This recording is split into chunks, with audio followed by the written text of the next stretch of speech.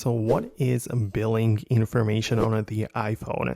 Let me explain that. If it's your first time on Foxtecc, make sure you subscribe so you never miss anything important. So you probably noticed that by going to the settings and going to your profile and payment information, there is the payment cards, which are obvious, but also the billing information. And this basically refers to the billing address, which will be automatically added or typed in whenever you're making an online purchase.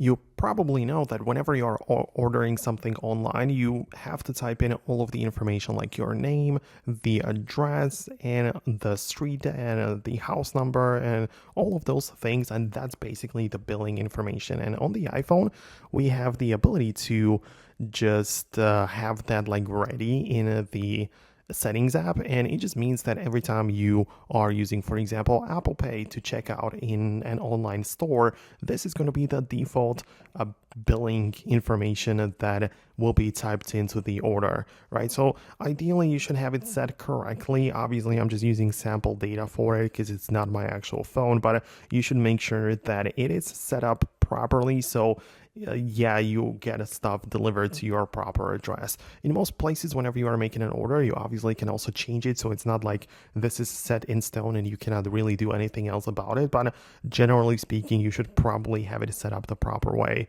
So let me know in the comments below if you actually managed to find it, set it up, and if there are more questions, leave them there as well. For now, that's it, and I hopefully get to see you later in the future videos too.